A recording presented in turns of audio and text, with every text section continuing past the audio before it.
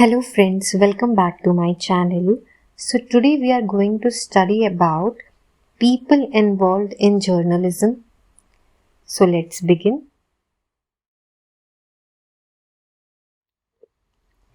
The first person involved in journalism is associate editor. Associate editor would direct the preparation of a section of the newspaper or magazine. Preparations of news, featured articles and critical reviews will be his job. Associate editor का क्या काम है कि वो जो newspaper और magazines के sections होंगे उनके ऊपर ध्यान रखेगा, उनको डायरेक्ट करेगा, उनके ऊपर प्रिपेयर करेगा कि कौन सा न्यूज़ जाना चाहिए, कौन से आर्टिकल्स पब्लिश होने चाहिए, क्रिटिकल रिव्यूज़ क्या है, कि वो सही हो रहा है नहीं हो रहा है, वो सब उसका काम है. He will also have to plan the layout and assign reporters and photographers. जो न्यूज़पेपर का लेआउट होगा वो उसे प्लान करना पड़ेगा कि किस तरीके से कौन सी न्यूज़ कहाँ पर जाएगी. तो वो सारे रिपोर्टर्स को अपना अपना काम असाइन करता है और फोटोग्राफर्स को करता है कि किन न्यूज़ के ऊपर हमें फोटोग्राफ्स की ज़रूरत है. To be an assistant editor one must be aware and have the ability to write, edit and questions constructively. अगर हमें असिस्टेंट एडिटर बनना है तो हमें इस चीज़ का ध्यान रखना होगा कि हमें लिखना भी आना चाहिए, एडिटिंग करना भी आना चाहिए और हमें क्वेश्चन करते रहना चाहिए कि ये चीज़ बराबर है नहीं है, ये चीज़ इम्पोर्टेंट क्यों है, ताकि हम लोगों को बता सकें. Sub editors job is to sort the contents of the material to be printed, rewriting articles to ensure that they fit into the assigned space, improving the language and giving appropriate and attractive headlines will be his job as a sub-editor. Imagination, understanding and sense of news are imperative for this job. अब sub editor का काम क्या होता है कि sub editor को जो भी रिपोर्ट्स आती है उनको रीराइट करना पड़ता है, कि उनको ध्यान रखना पड़ता है कि कहीं पे कोई मिस्टेक्स तो नहीं है, कि कहीं पे अगर कोई लैंग्वेज प्रॉपर नहीं है तो उसको सुधारा जाए. और उनका सबसे मेन काम होता है कि हेडलाइंस बनाना हर न्यूज़ के ऊपर. इसके लिए उन के ऊपर लैंग्वेज की कमांड होनी बहुत ज़रूरी है और अट्रैक्टिव हेडलाइंस की भी ज़रूरत होती है, क्योंकि अगर अट्रैक्टिव हेडलाइंस नहीं होगी तो लोग पढ़ेंगे नहीं. और उस चीज़ के लिए उनका इमेजिनेशन, अंडरस्टैंडिंग लेवल और उनका सेंसेस न्यूज़ से रिलेटेड बहुत ही मजबूत होना चाहिए. Next point is editor.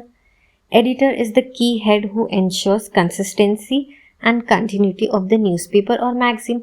Editor का काम क्या है कि उसका काम ये है कि उसको ध्यान में रखना पड़ता है कि जो न्यूज़पेपर का फ्लो है वो हमेशा कंटिन्यूटी में रहे, न्यूज़पेपर हो या मैगजीन हो. His job as an editor would be to present the newspaper in an attractive manner and assure that it is highly utilitarian. मतलब एडिटर का जॉब क्या है कि उसको ये ध्यान में रखना है कि जो न्यूज़पेपर है वो बहुत एक अट्रैक्टिव फॉर्म में आए, क्योंकि ताकि लोग पढ़े. क्योंकि सबसे मेन इम्पॉर्टेंट मुद्दा क्या है कि लोगों तक हमारी बात पहुंचनी चाहिए, हमारा न्यूज़पेपर पहुंचना चाहिए. Also appointing his junior, writing he editorial section and leading the team will be his responsibility. अब एडिटर का काम क्या होता है कि उनको अपॉइंट भी करने पड़ते हैं लोग उनके अंडर में, ताकि on behalf of him newspaper की जो कंटिन्यूटी है वो हमेशा आराम से चलती रहे.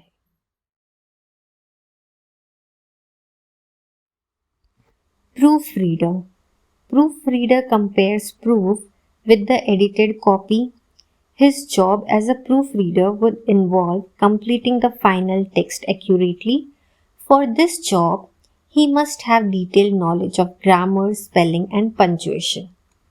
Proofreader का काम क्या होता है कि जब फाइनली आपकी जो न्यूज़ रिपोर्ट है जो तैयार हो जाती है तो उनका काम होता है कि उसको एक फाइनल टचअप देना या फिर चेक करना होता है कि ताकि कि कहीं पे कोई ग्रामेटिकल मिस्टेक्स, स्पेलिंग मिस्टेक्स या पंक्चुएशन का कोई प्रॉब्लम तो नहीं है.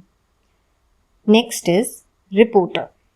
As the key operator of a newspaper, magazine, news agency, radio or television channel, his job will be to report with speed, clarity and accuracy. अब reporter तो सबसे main की पर्सन है ना, क्योंकि जब आपके पास न्यूज़ ही नहीं आएगी तो आप न्यूज़पेपर, टेलीविज़न, रेडियो में क्या छापेंगे, क्या बोलेंगे, क्या दिखाएंगे. और जो रिपोर्टर होता है उसको रिपोर्ट बनाते वक्त स्पीड का भी ध्यान रखना पड़ता है, क्योंकि जब टाइम पे कोई चीज़ नहीं करेंगे तो वो न्यूज़ की वैल्यू नहीं होगी। क्लैरिटी, शब्दों को लेकर उसको बहुत ध्यान रखना पड़ता है, और एक्यूरेसी, क्योंकि इंफॉर्मेशन एकदम एक्यूरेट होनी चाहिए। The sense to recognise a story and objectivity will be vital in ensuring that he act as the primary source of news। अब न्यूज़पेपर के जो रिपोर्टर्स होते हैं उनका सेंसेस बहुत स्ट्रांग होना चाहिए, क्योंकि उनको पता चलना चाहिए ना कि कौन सी स्टोरी में दम है, कौन सी स्टोरी में दम नहीं है और क्या इम्पॉर्टेंट है। तो इस चीज़ के लिए रिपोर्टर को हमेशा बहुत अलर्ट होना पड़ता है, और प्राइमरी रोल पे उनको रोल प्ले करना पड़ता है कि the sources of news for newspaper. Next person is correspondent or special reporter। To be a reporter for a special purpose, he must have a detailed knowledge in a single field like politics, economics, sports, etc। अब correspondent reporter और special reporter का ये मतलब होता है कि किसी भी एक पर्टिकुलर फील्ड में उस रिपोर्टर का बहुत इन डेप्थ नॉलेज होता है, क्योंकि वो उस चीज़ के लिए स्पेशलाइज्ड है। और करस्पॉन्डेंट रिपोर्टर्स क्या होते हैं कि कभी हमें किसी फील्ड के बारे में नहीं पता होता है और उस इंसान को उस फील्ड के बारे में बहुत पता होता है, तो हमें वो इंसान एज अ रिपोर्टर उस फील्ड का नॉलेज देता है, उस फील्ड से रिलेटेड न्यूज़ देते हैं, तो वो हमारे करस्पॉन्डेंट रिपोर्टर्स हो जाते हैं। Next term is writer. क्योंकि जर्नलिज्म है तो हमें राइटर्स की ज़रूरत होती है। As a writer his job would involve choosing subjects and themes, conducting research and assembling the material to write. Next is feature writer. Writing detailed stories and commentaries on specific topics is the job of a feature writer। Feature writing क्या होता है कि किसी भी चीज़ के बारे में in depth लिखना और थोड़ा सा ऐसे मतलब जो रोमांचक वे में लिखना ताकि लोगों को इंटरेस्ट आए, वो एक फीचर राइटर का काम होता है। अब leader writer. This writer expresses there ideas and views on news topic through editorial columns. हमारे न्यूज़पेपर में 2 पेज होते हैं जो बीच में आते हैं, एक होता है एडिटोरियल और एक होता है op ed page, opposite to editorial page. इन दोनों पेज में लोगों की व्यूज आती है। Next is columnist. As a columnist he would be writing for a specific segment in the newspaper और magazine. His column would project his views concerning any topic that he knows about like fashion, politics और films. The next term is critic. In order to be a critic, he will have to be well read and experienced, be it film, drama, literature or art. He must have comprehensive knowledge in the subject। अभी हर चीज़ों में loop holes तो होते ही है, तो critics का क्या होता है कि उनको एकदम एक्सपीरियंस्ड होने की ज़रूरत है, क्योंकि अगर जो फिल्म है, ड्रामा है, लिटरेचर है, आर्ट है, उन सारी चीज़ों का उनके पास कॉम्प्रिहेंसिव नॉलेज होना चाहिए, ताकि वो उन चीज़ पे तर्क कर सके कि क्या इम्पोर्टेंट है क्या नहीं है। क्योंकि अगर एकदम से ऐसे इन्फॉर्मेशन देंगे तो ऑडियंस हमारी पैसिव हो जाएगी, तो हमें ऑडियंस को एक्टिव भी करना ज़रूरी है। Next person involve in journalism जो बहुत इम्पॉर्टेंट है और आजकल बहुत ट्रेंडिंग में चलता है, वो है photo journalist. Photo journalist are visual reporters who click photographs at events and makes news. In order to be a photojournalist, he must be quick and willing to work in difficult conditions. He should also be capable of clicking relevant and good news picture, write appropriate captions and be aware of the technical aspects of the photography।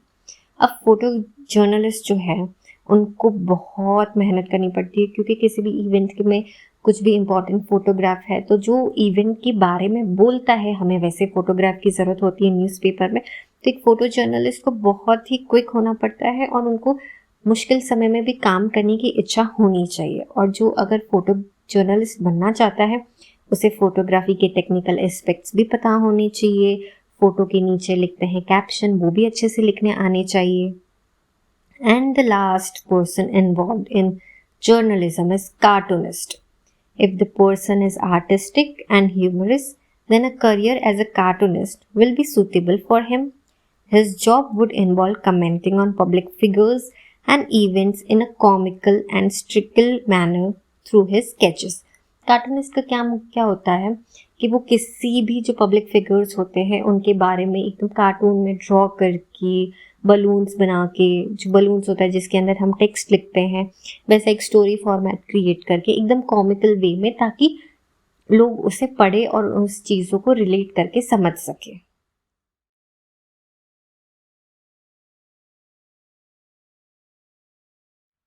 So guys, that's it for the day, and thank you for watching my video. In today's video, if you have any doubt related to it, please mention in the comment box. And once again, thank you for watching my video.